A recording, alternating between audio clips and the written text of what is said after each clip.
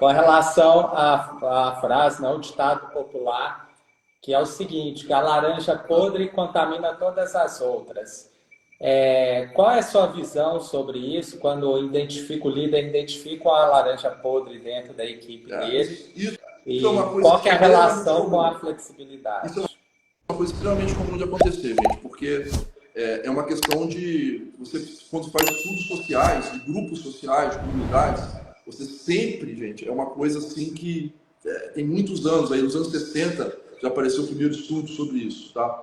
E ele diz o seguinte, sempre que você monta uma sociedade, você vai ter um grupo, um pequeno pedaço que tende a querer liderar aquele grupo, e um pequeno pedaço, eles até dão percentuais, né? 5% são as pessoas que naturalmente vão aparecer para liderar aquele grupo. E de 10% a 20% são pessoas que naturalmente vão aparecer para estar enquanto aqueles líderes.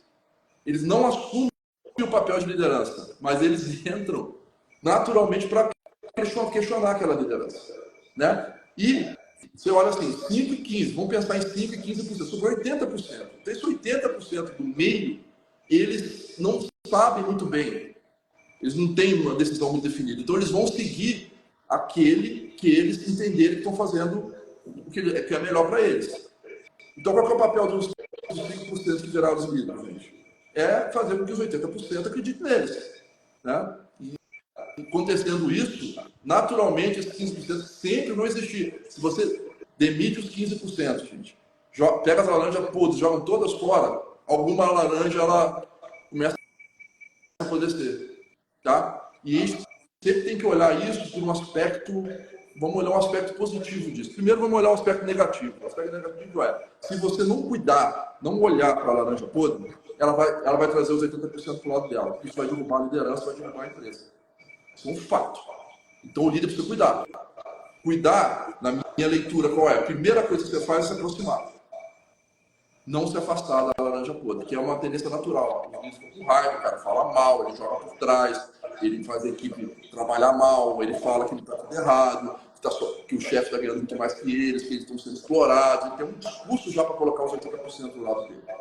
Então, a melhor forma de você fazer isso, eu tenho experiências várias na minha carreira. Toda vez que eu identificava uma pessoa que estava com esse discurso, eu me aproximava dela. Ia conversar muito com ela, profundamente com ela. Porque você, quando conversa profundamente com essa pessoa, você começa a entender o que está levando ela a fazer isso.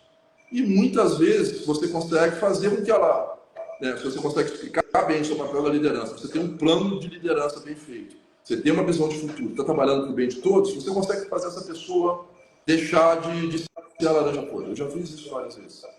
E muitas vezes, simplesmente, você precisa, infelizmente, tem pessoas que estão lá naquela caixa que não quer mudar. Estão na economia de energia máxima da mente. E essas pessoas, elas não podem ficar nas equipes por muito tempo. Elas têm que ser, ou elas mudam ou elas saem.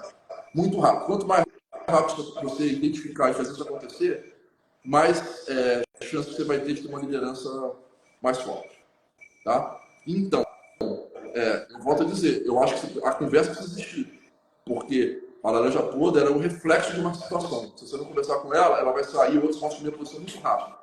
Quando você conversa, eu costumo dizer o seguinte, gente, a laranja podre sempre vai existir, mas com uma boa gestão elas passam a ser cada vez menos podre. Cada vez menos danos ela vai fazer à sua liderança. Tá? Então, olhar feedback positivo, olha o que essa pessoa tem que bom a entregar para você e entende a mente dela para ver de onde está vindo essa posição dela. Isso pode trazer muitos insights importantes para o líder. Às vezes pode estar acontecendo alguma coisa errada na equipe dele e ele não está enxergando. Feito isso, não evoluiu, tirar. Tá? Antes de tudo isso, do lado positivo, você criou um propósito para a sua equipe, criou um propósito de trabalho. As pessoas sabem para que estão lá, sabem a visão maior do que elas fazem, sabem missão, visão não é só coisa para enfeitar a parede. São coisas que tem que estar... Cada funcionário que está trabalhando com você deveria saber defender isso, como se fosse dele. Se as pessoas estão fazendo isso e elas estão no ambiente que elas estão engajadas, que a gente já conversou, né, os fatores que engajam as pessoas, delas estarem aprendendo, delas terem autonomia, ter um ambiente de crescimento.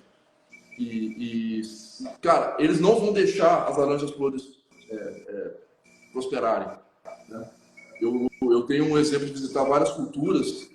E eu percebi assim, em alguns países, que eu fui, eu tenho um exemplo bem dos Estados Unidos, toda vez que eu ia lá fazer reunião com as equipes, que tinha um processo semelhante aqui no Brasil, e todas as vezes que eu estava lá, eu via as próprias pessoas da equipe, não precisava do líder deles fazer nada, as próprias pessoas da equipe chegavam por ele e falavam, cara, esse cara aqui não está contribuindo com o nosso trabalho, faz alguma coisa, ou ele melhora ou você troca ele.